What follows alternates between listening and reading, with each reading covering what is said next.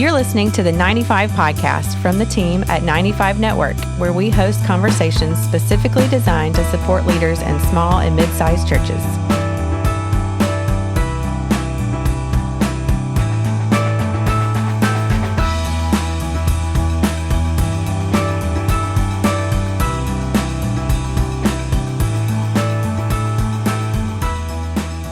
Hey everyone, welcome back to the 95 Podcast. This is Dale Sellers, Executive Director at 95 Network, and today we're celebrating our 200th episode.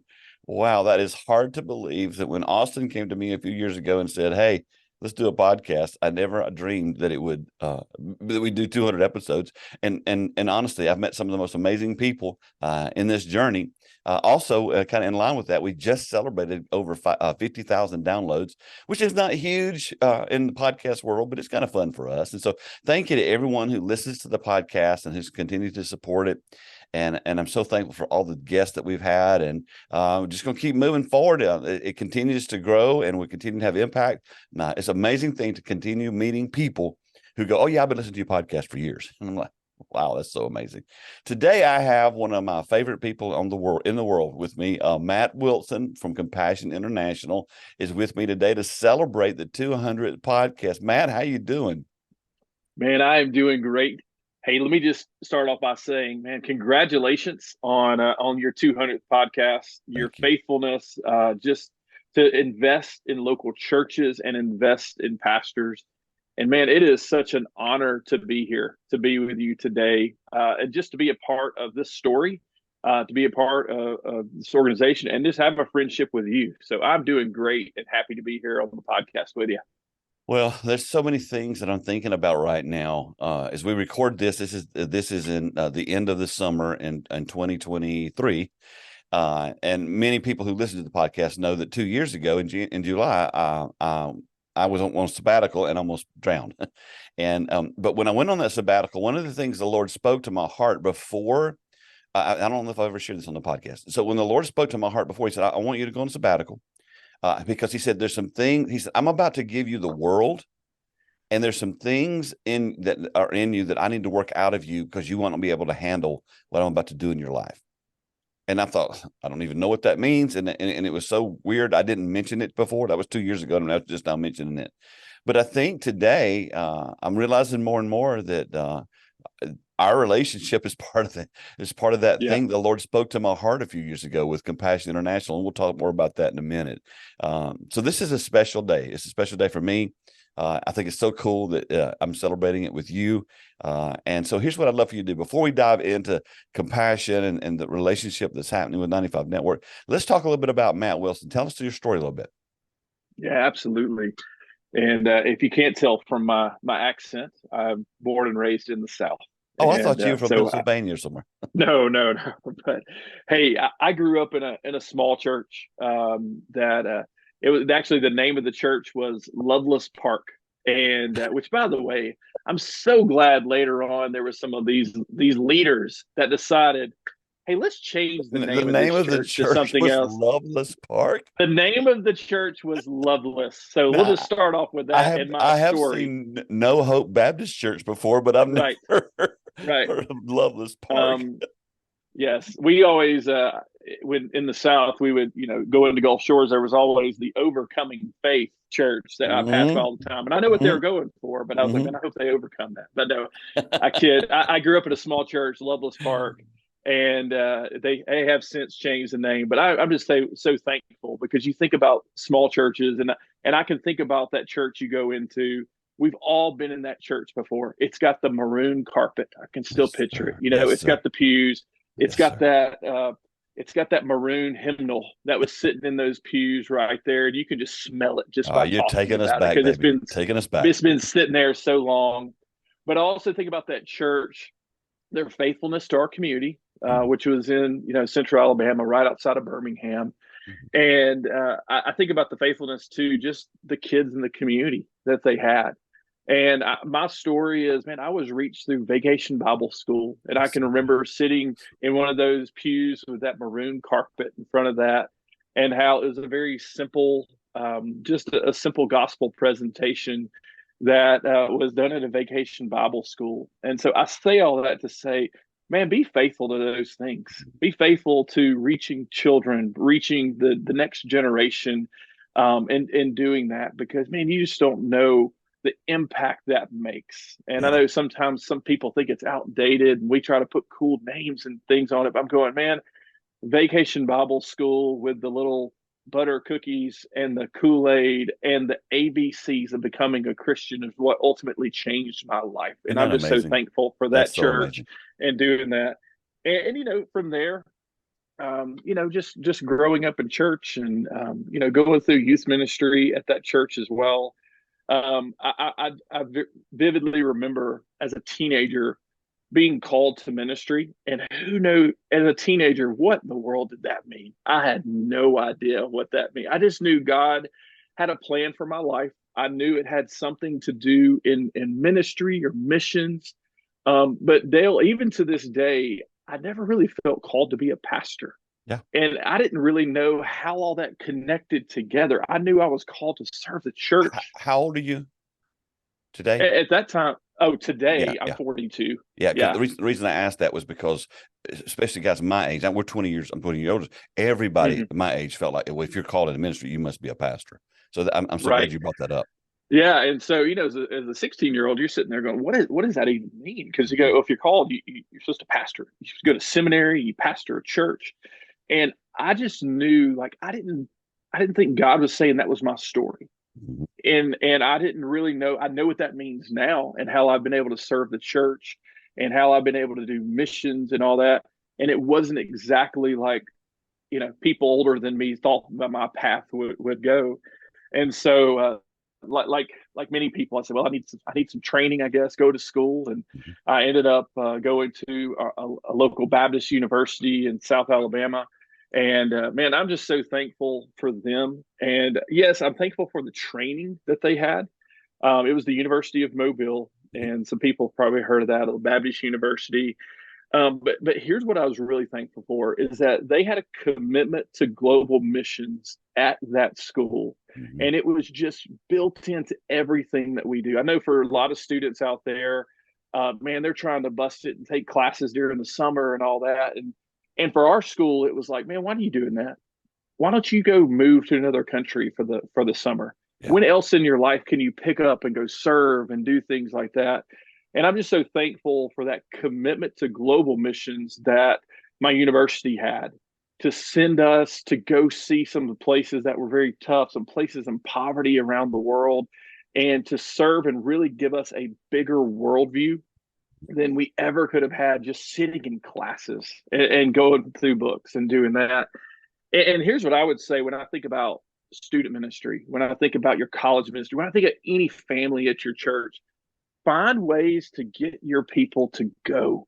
Because I know that my life was radically changed and my family was changed because of the experiences I had with global missions. And if we can take our young people, if we can take them as teenagers and let them serve as college students to serve in these very difficult places, man, their worldview is going to change. The way they kind of handle their life and family and money and everything is going to change for the rest of their life because of that. And so, man, just so thankful for that.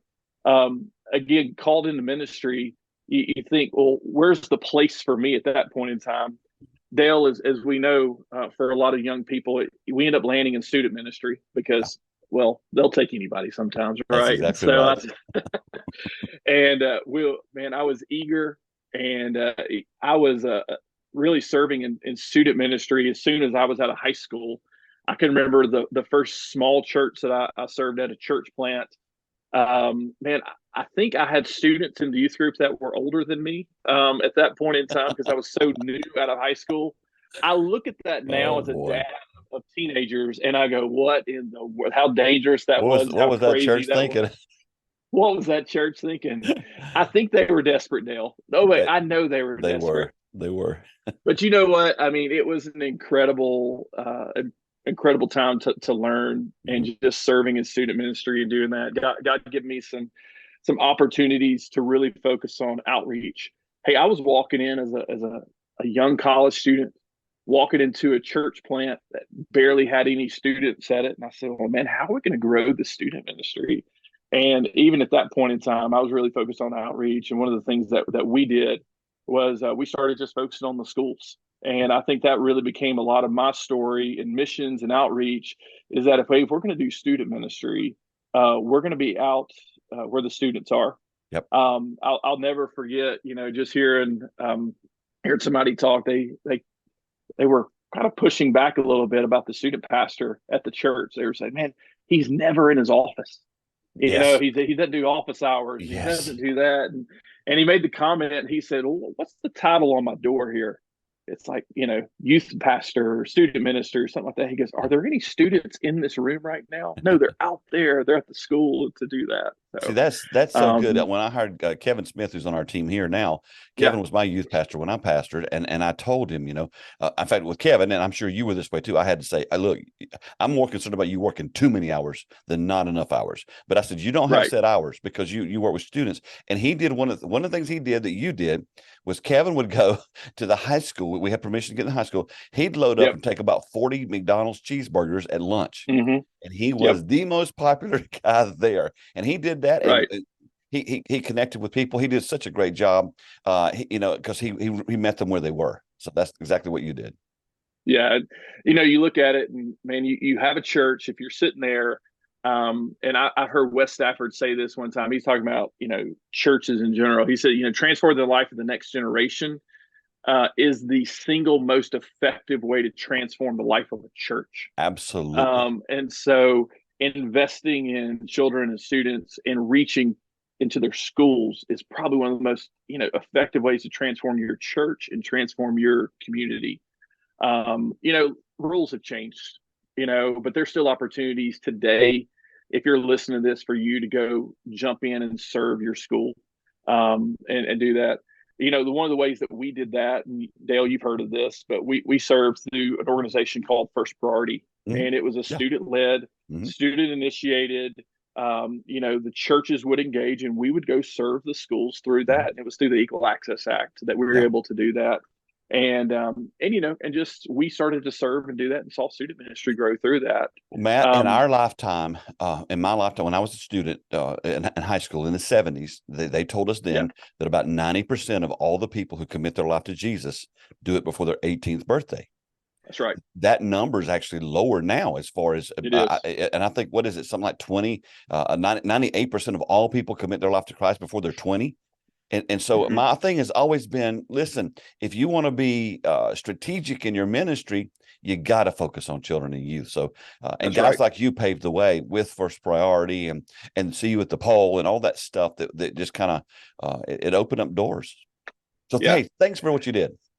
Man, that's great. And, I would say that number has lowered too. Yeah. That it's not 20 or 8. I mean, it's more like 13 now. And that's even the reasons we actually started doing things differently within campus ministry and some of the things I was able to do later on in ministry. But yeah, just serving churches, which actually led me to in my mid-20s, around 24, actually went on staff and served as an area director and ultimately the executive director of First Priority of Alabama. And what we ended up doing was, man, we served about 200 schools across the greater Alabama area, had about 17,000 students involved every single week that were hearing the gospel in a local public school setting that was within the rules and laws of that school system, of the government and everything, again, because it was built in, they would do that.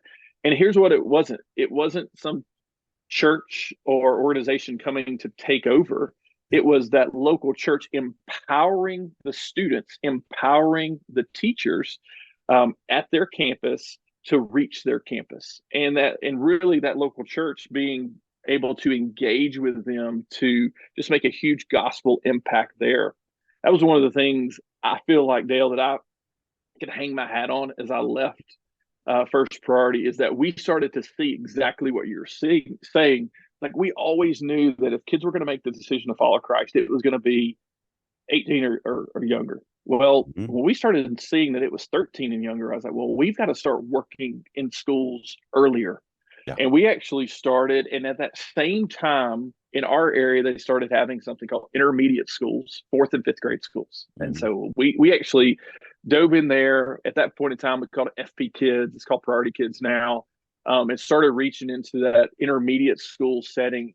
And Dale, it was one of the most successful things we ever saw. The only thing that limited our numbers was how big of a room would the school let us get.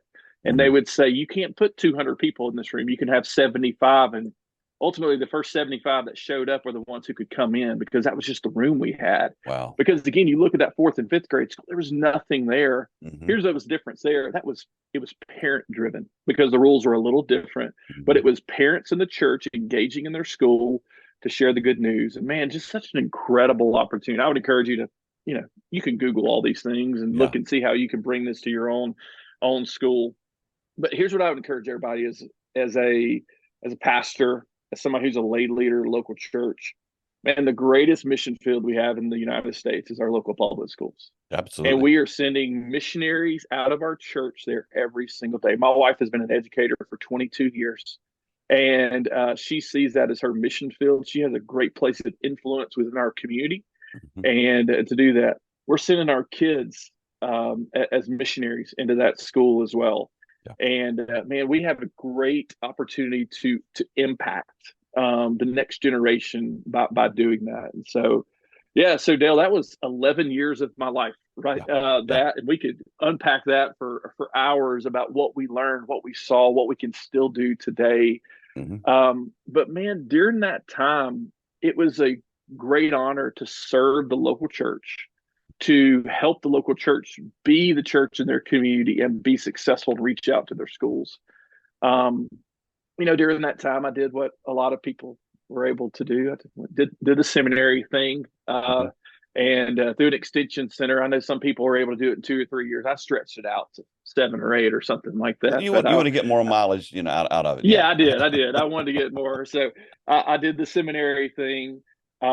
Personally, God, through international missions, going to the places we had been, had just put adoption on our heart as well. We actually had started the process as a family to adopt, and so just that became part of our story. And again, that's a long story in itself, but in 2010, we got on a plane with my wife and then our then 3-year-old daughter, got on a plane to go to Uganda, and we're there for nearly a couple months. To adopt our middle daughter, and just through that process, just seeing, man, the great need for what's happening with the orphan crisis in this world. And really just changed in a lot of ways the trajectory of our life, because, man, we're there. We are working with other governments that you're not used to. We're trying to get paperwork moved around. We're trying to do all these things. And Dale, when we got back, you think you get back and the story is kind of like over, but as you know, you've probably walked this journey with many families, man, that's just where the journey begins, right there. And for me personally, for our family, we knew that in 2010, there was just around 50 kids that were adopted in Uganda, and there was 2.5 million orphans. Oh my gosh. And, we realized that adoption is a powerful thing, and it is the right answer for a lot of kids and families, but it's not the answer to the orphan crisis. And I think the idea of how many kids we left and how many kids were still in great need in the place that we have just committed our life to, and really knit our family together with, just, kept me awake at night in what we were doing. And so we went on a journey of going, hey, I don't know if it's necessarily orphan care and adoption, although yes, we have to focus on things. Man, it's really about orphan prevention at that point in time, to go, what are the big things that we can do to change what's happening in this world? And what's amazing, you kind of see how my story is going to be leading to compassion here real quick, is that one of the things that we found out was that 80% of kids who are orphaned are orphaned because of poverty-related issues. And when I hear that, that means preventable.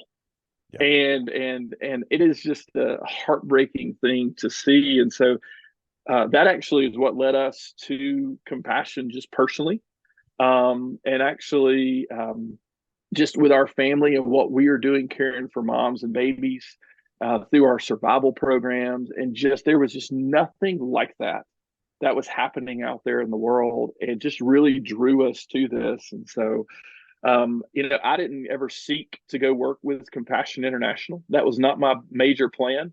Yeah. Honestly, I looked at Compassion with such awe and reverence. I thought I'd go mess it up if I was ever part of it. So I was just like, I just want to serve them from a distance. Yeah. But a couple years later, which was now 8 years ago, I got word that they were trying to find someone who is engaged in the Southeast, could work with local churches and help, really engage those local churches in global missions. Mm-hmm. And it was kind of like everything in my life kind of came together at that point.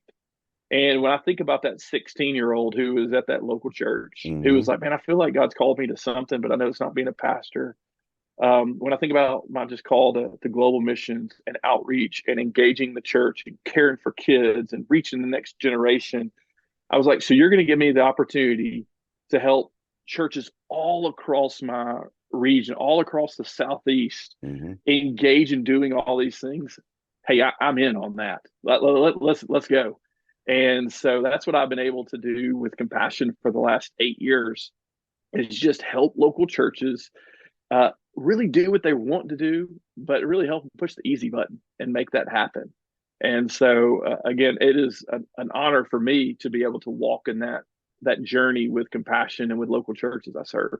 That's so good. Here's what we're going to do. I want to take a short break, and when we come back, I want to talk a little bit about Compassion, a little bit about a trip I just went on with Compassion, and then I just announce a new partnership that 95 Network and Compassion has together. So we're going to take a short break, and we'll be right back. I'm back here with MWilson, and we're talking about his life and his call to ministry. And Matt, when you talked about that when you felt called into ministry, one of the things you didn't necessarily want to be a pastor. I got to tell you, one of the things that happened to me, because again, it's just probably 1976, 77. And I've known for a long time that I was going to go in ministry, but I grew up building houses with my dad and just thought, I'd let him down if I didn't build houses with him. But that was just an excuse because, and I want to be very honest with you, the reason I didn't want to commit to full-time ministry was because I was scared God was going to make me be a missionary to a foreign country. And I didn't want to be a missionary to a foreign country, so I resisted the call.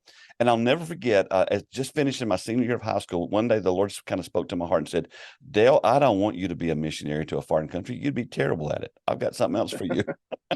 And so at your university, at University of Mobile, there's a fellow who works there now named Roger Breland.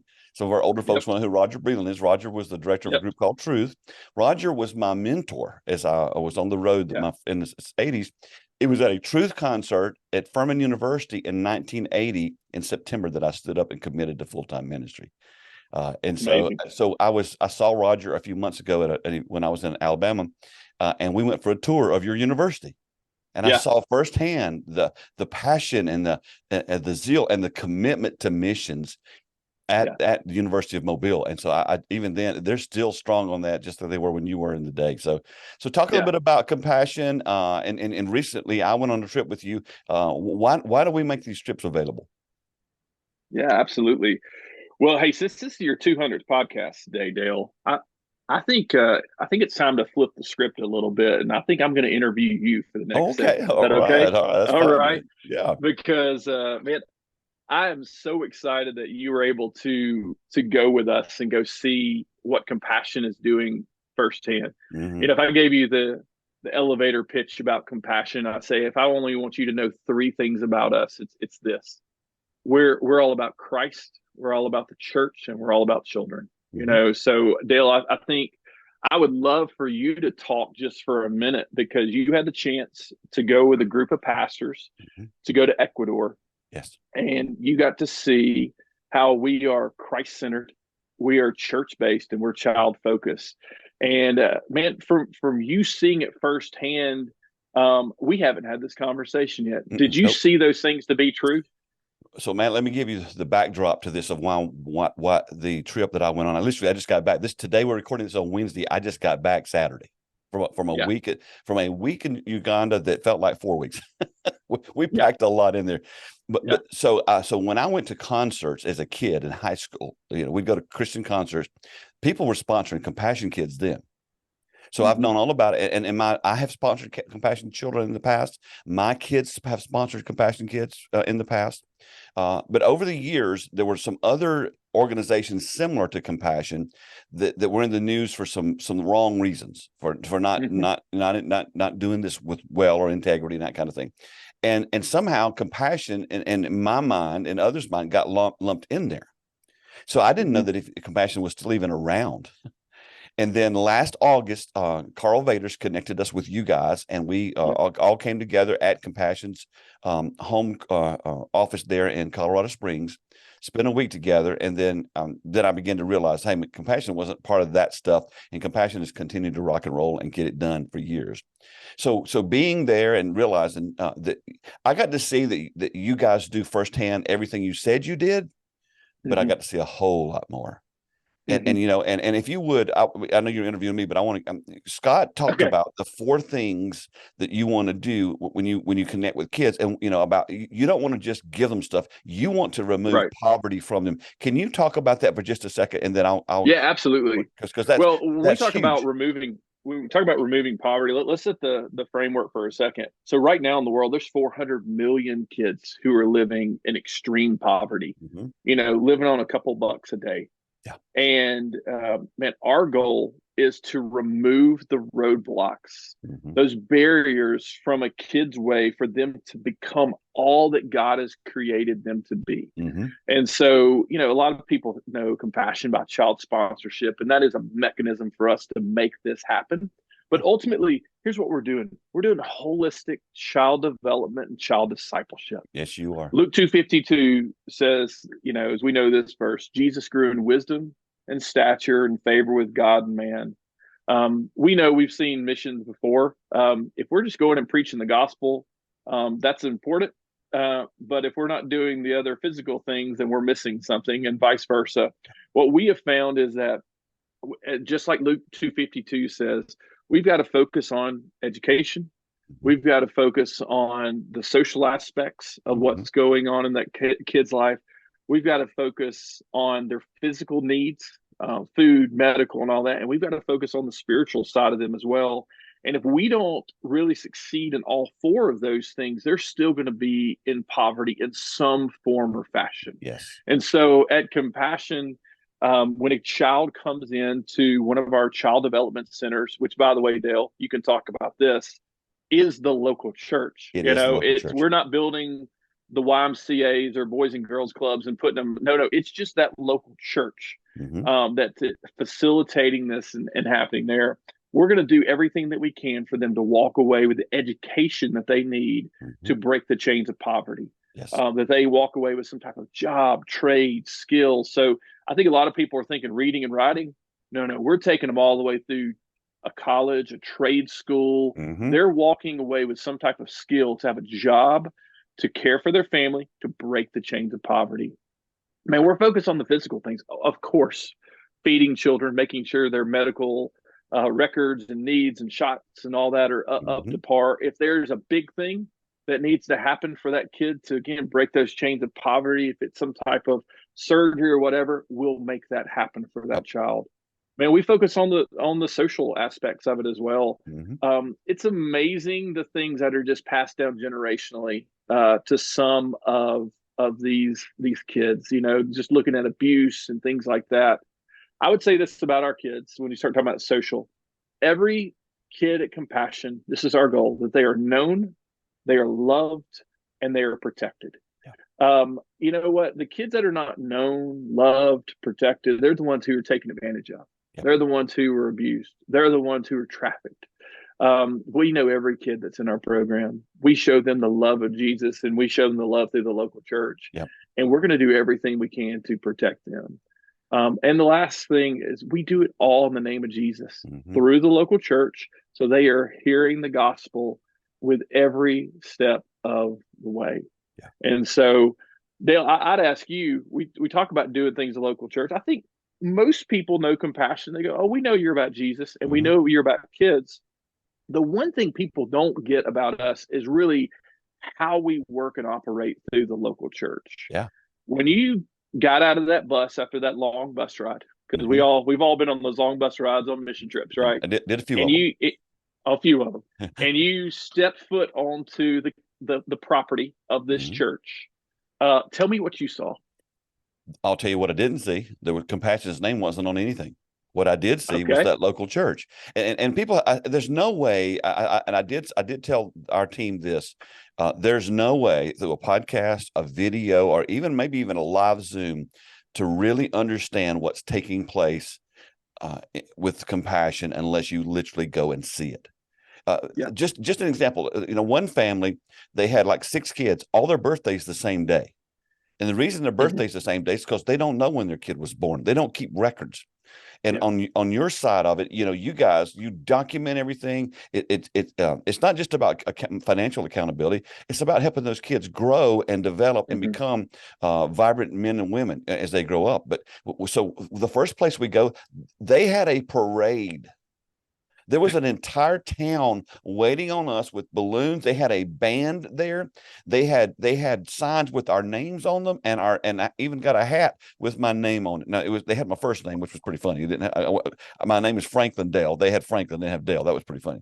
But they had a parade for us because the work, and they associated us with Compassion and the local church. The work that local church has done in that community has changed that community. It's not Mm-hmm. just, it doesn't just affect the kid or the mom that's pregnant or whatever. It changes everything around them. And so Mm-hmm. the ripple effect of the pebbles that Compassion throws, uh, it's life changing. It turns an entire community around. And we went to places, obviously went to places where utter poverty. I'll talk more about that in just a second. But just seeing the smiles, the impact. I had a chance to pray with a young mom. She was pregnant. No, she just had her 3rd child, and she couldn't have been more than 22 years old. Yeah. And she was discouraged, and she had no hope until Compassion came into her life. And so the reach and the impact of Compassion is so much greater than and I don't want to say it like this, than just sponsoring a child. Yeah. There's a huge ripple effect that takes place there. But I will say one of the most, and it was, some people pointed it out, but I just noticed your name's not on anything. That's right. You empower the local church, and you don't care the denomination as long as they're Bible believing folks. Because we worked with Baptist churches, we worked with Nazarene churches. It doesn't matter what the denomination background is. Everybody comes together when there's poverty to help serve and minister to those kids. So that was extremely impactful to me. To see that you take care of their medical needs. And one of the huge things you're doing now is the survival program where you're taking care of prenatal. I don't know if I have the statistic right, but it was like most children, when they're born, don't make it to 2 years old. The percentage of that was just scary of the number of kids. And in fact, we were actually at one place where they told us that in one of the village areas that if a baby's born or a child gets hurt and they can't take care of it, they just go put it out in the jungle and leave it. Mm-hmm. And just let the jungle take care of it. That was just so heartbreaking. And so that's no hope. Can you imagine a mom having to make that decision? I mean, the absolute hardest decision of their life. They've got to be in utter hopelessness to do that. And see, the cool thing is, you guys, you don't take people out of poverty. You take poverty out of people. That is the heartbeat behind what you're doing. And if you can get poverty out of their mindset, we were in one home. Okay, so we're in one home. I've got pictures of it. If I can describe it to our listeners, imagine a building. I'm going to say it's maybe 20 feet wide by 20. It's probably 20 by 20. This is a home. It's a concrete floor. It has a wall down the middle that with doors in it, and this is all just poorly made concrete blocks with a shanty metal roof on top, and in one quarter of it is you call it a bedroom. It's just there's one bed in there for the kids. Then there's the kitchen, and you couldn't tell by looking at it that's actually the kitchen. And then we're in what would be the living area, and the only furniture there is one like a log type bench. And we're there, and we're feeding these people, we're having lunch with them. and the mother of this, if I can say it like this, she's probably only 60. She looked 85. But this mother was so moved by us and by us coming there, she gave all of us all of their what we would call our silverware. She gave us all these handmade, all her she makes handmade pottery bowls and plates and spoons. She was so moved, she made us take it. And we have it here with us now. And when my wife saw it, she was Gina was just lost it, because this lady, that's all she had to give. And she wanted to do something.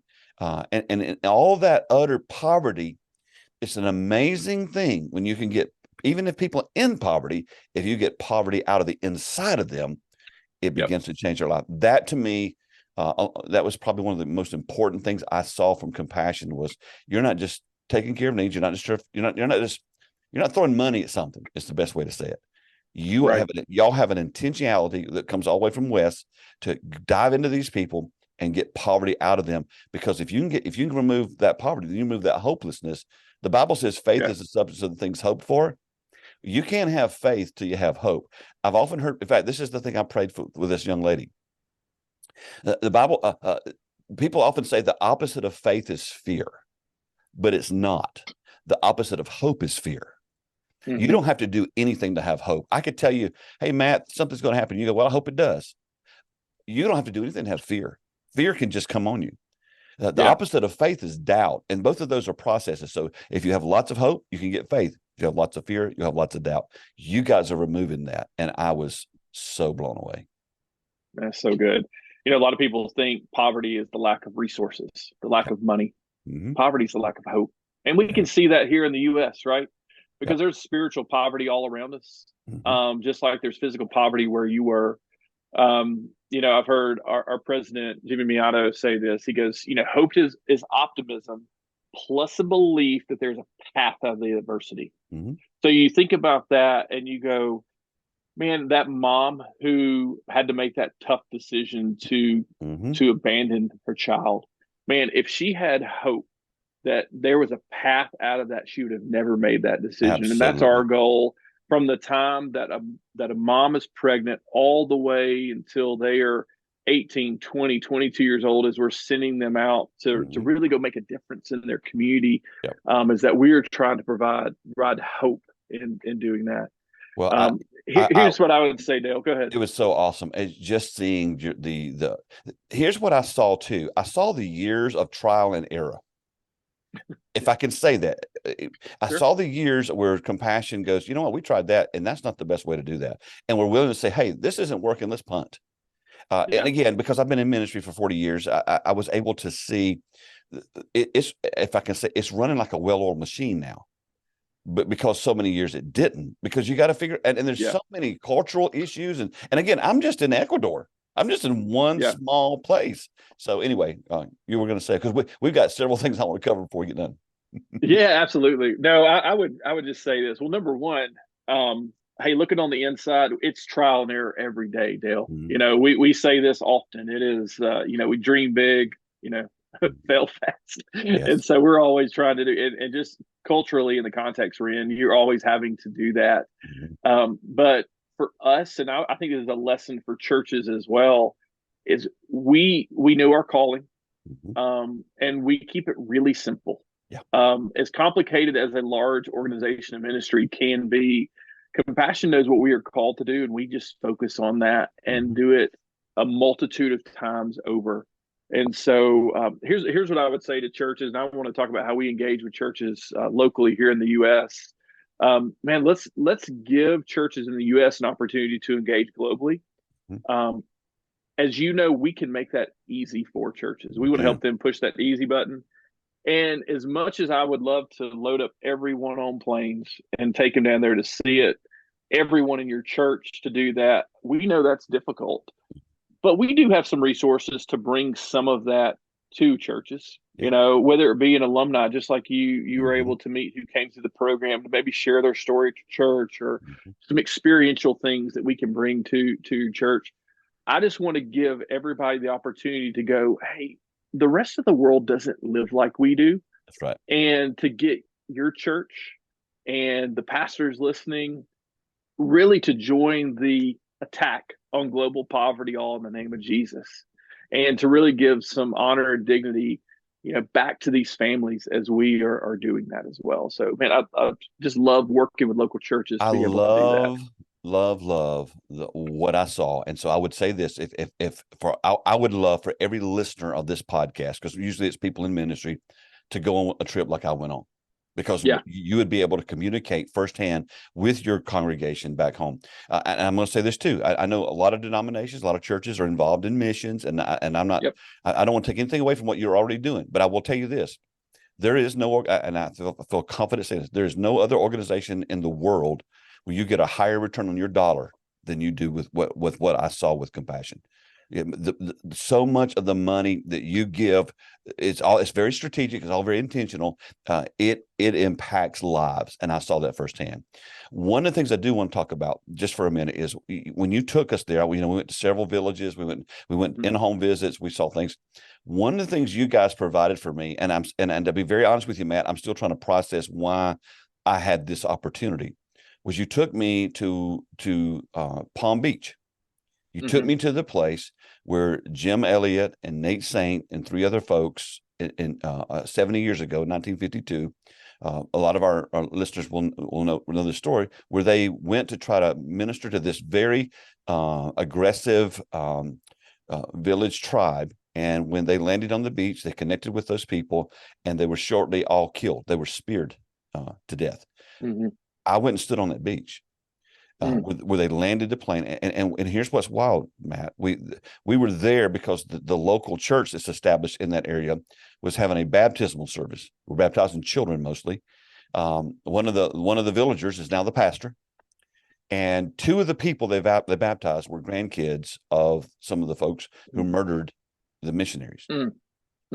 I'm standing on that beach, and I'm going, okay, God, and I can't tell you right now, Matt. I don't know it all yet. I don't understand. Why in the world was I standing on that beach last week? Why did God allow me the opportunity to go? Because the cool thing that took place when these missionaries were murdered, and I say cool in the smallest sense, there was no other real big news happening in the world at that moment. So it was a worldwide news story. Time magazine did a 7-page story about it. Most of the folks listening know who Elizabeth Elliott is. Her husband Jim is one of the ones who was killed, and he's the one who said he's no fool to give what he cannot keep, to gain what he cannot lose. I stood there. I was there on that beach, on that little sandbar where he was murdered, and I'm still, and for me, for today, I'm still trying to process why did the Lord give me that opportunity. I think it ties in a little bit to what I said to you earlier about what happened on my sabbatical. But just being there, having that opportunity was holy ground. But also, it wasn't discouraging or depressing, because we're seeing the life that came out of that. Nate Saint's son eventually was baptized in that river by the very man that killed his dad. Nate Saint's mom and Elizabeth Elliott, they went and lived with these people shortly after their husbands were murdered. And now these people, most of the people know Jesus. And I think for me, we've been through some tough times the last 3 years in this country, around the world. To me, it just once again reminded me that Jesus he's up to something. The Church of Jesus Christ is alive and well around the world. God's up to something. We may be despondent and discouraged because our local church isn't doing what it needs to be doing, but he's not giving up on the church. No. And what he began, he's going to finish. And God took that horrible situation. These men were all in their early 20s, I think it was, just been married, and they were murdered for the sake of the gospel. They were martyred. And they're still speaking 52 years later. Having the opportunity to go stand on that, and listen, I'm gonna tell you, I'll be honest, it was hard getting there. We drive 4 hours, and then we fly 45 minutes on a little small plane that holds 4 or 5 people, and land on a grass runway, and then we walk a mile, and we go down a river. But then when we're there, I'm going, this is holy ground. Isn't it an honor to be part of that story? I will always be grateful, because what I believe to be true is, I'm not sure if there's ever been 1,000 people on that beach since that happened. I was one of what I assumed to be a few dozen, a few hundred people who's ever had that opportunity. And so I know God's got a bigger picture, and then this is a good segue to talk about the fact that there's a bigger picture with Compassion and Yeah, 95 Network. absolutely. When I got to have the chance last year to go at Carl Vader's invitation to hang out with you guys, I didn't even know you had an area, a division, you will, of Compassion, where you supported the local church. And found out you don't just support it, you love it. And so you guys have come on board with 95 Network to help us sponsor the Soul Care Essentials Conference. Why did you guys do that? Well, I think you've said it already. We are committed to the local church. I think a lot of times people see Compassion and they see it at maybe a conference or an event or something big, but man, we know that life change happens in the context of local churches. That's every local church. And so we have made a commitment as an organization to make sure that we are doing everything that we can to lift up the local church, the small, the medium, the large, no matter what, because again, we know that life change is happening there. Hey, we know that a strong local church here in the U.S. and across, it's going to take that to really make a huge impact globally. And we just want to make sure that we are communicating too that we want success for you, but we also want to partner with people who are healthy so that we can make a difference to release children from poverty in Jesus' name. And so, yeah, it's our honor to be part of the Soul Care Essentials meetings and gatherings throughout the next year. And so we're going to be part of every one of them that's happening. Yep. And just, man, so excited to be part of that. Because again, we want your local church to thrive and to be strong and to make a global impact in this world for the kingdom. Well, your love for pastors obviously is in alignment with our love for pastors. And so what's happening, folks, is over the next year, Compassion International is sponsoring the Soul Care Essentials Conference. And what that means is that they're helping the people who attend by providing a $20 discount for everybody that attends. So it's normally $45 to attend, but there's a code when you sign up where Compassion is providing a $20 discount so people can attend the Soul Care Essentials Conference for only $25. If you are an influencer, and here's what I mean, you're part of a ministerial group, you're part of a denomination, you're part of just where you have influence in your community over the local pastors, local churches, and you're going, man, we need that Soul Care Essentials Conference here in our town. Reach out to me. Just go to Dale at 95network.org or just follow up just from this podcast today and let me know that you'd be interested in hosting one. We do these all over the country. We've done several of them. The impact of the conference itself has been really powerful. And so I'm so thankful that we get to announce on our 200th podcast the partnership of 95 Network and Compassion International coming together to help serve and minister to pastors who need soul care. You know, a lot of you know how to focus on your spiritual life, but Jesus talked about loving the Lord your God with all your soul. And I think a lot of us, our souls are not doing well. We're not very healthy. And so health is what we focus on. Matt, before we wrap up today, is there anything that's just burning on your heart that just really you want to communicate as we wrap up the podcast? And then I have one very important question to ask you at the end, being an Alabama guy. Absolutely. Well, I know what's coming next. You know, I just think about, and I just want to encourage everyone with this, just a verse I read this morning, just kind of reading through the 1 year Bible. Just as a reminder that, hey, in 2 Corinthians, hey, to let our light shine in the darkness. And as you see some of the places that Compassion is working, we're working with 2.5 million kids in 29 countries around the world. Yeah. And you know what? It's some pretty dark places, but as what you have seen is through the partnership with local churches, and there is light that is shining in some of the darkest places in the world. Amen. And I'm just so thankful for that. I think about what you were just saying with talking about the Elliots and Saints, and for the good Baptists out there, I just think about the work of Judson and what he did in Myanmar as a missionary, and how right now, because of the work of him, all the churches that were really birthed out of his work, you know, and the legacy of that are compassion centers reaching kids. And it's just an honor to be part of the legacy of these great men and women who have given their lives to this cause. And so I think, hey, just thank you for letting us be part of this story. and joining us in a greater kingdom story. And I'm just looking forward to just partnering with you, Dale, more with any church that's connected with you to make a huge kingdom impact. Well, I'm excited about just the overall impact of us together. One of the things I think is very important today is to recognize we do a lot more impactful things when we work together instead of just continuing to stay in our little bubble. And so I encourage folks, reach out to me, reach out to Compassion, connect with Matt. His contact information will be on the show notes of the podcast. Yeah. So I told you the most important question. No, that's not the most important, but got to ask you this. Okay, so I'm a huge Clemson Tiger fan. And right. I'm so thankful for the state of Alabama because you've given us some great coaches and players. We appreciate that so much. The Crimson Tide or the Auburn Tigers? War Eagle, baby.